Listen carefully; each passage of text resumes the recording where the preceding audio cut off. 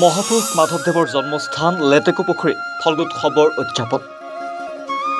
তিনিদিনীয়া কাৰ্যসূচীৰে নাম সমাৰোহৰ লগতে ফল্গোৎসৱৰ আয়োজন।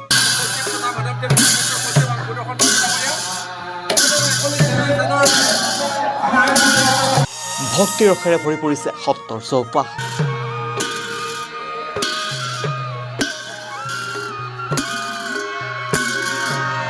ৰাজ্যৰ বিভিন্ন প্ৰান্তৰ সমান্তৰালকৈ নাৰায়ণপুৰৰ মহাপুৰুষ শ্ৰী শ্ৰী মাধৱদেৱৰ জন্মস্থান লেটেকুপুখুৰীত আজিৰে পৰা তিনিদিনীয়া বৰ্ণাঢ্য কাৰ্যসূচীৰে উদযাপন কৰিছে নাম সমাৰোহ আৰু ফল্গোৎসৱ।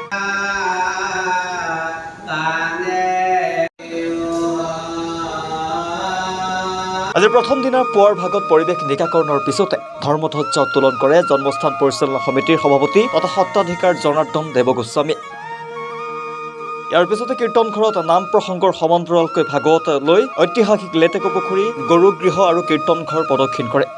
আৰু ইয়াৰ পিছতে অনুষ্ঠিত হৈছে আইসকলৰ নাম সমাৰোহ। আমাৰ মাধৱ গুৰুজনৰ জন্মস্থান লেটেকুপুখুৰীত তিনিদিনীয়া কাৰ্যসূচীৰে আই মাতৃ নাম সমাৰোহৰ লগতে ফল্গোৎসৱৰ প্ৰস্তুতি ইতিমধ্যে আজি আৰম্ভ হৈছে। আজি পুৱাৰ ধৰ্মধ্বজা কাৰ্যসূচীৰ অৱসানে আজি ঐতিহাসিক লেটেকুপুখুৰী আৰু গুৰুগৃহ কীৰ্তন ঘৰ প্ৰদক্ষিণ কৰি ভাগৱত প্ৰদক্ষিণ কৰা হৈছে। আৰু তাৰ পৰৱৰ্তী আমাৰ নৃত্য নৈমিত্তিক যি নাম আছে, নামৰ ইতিমধ্যে কাৰ্যসূচী পালিত হৈছে।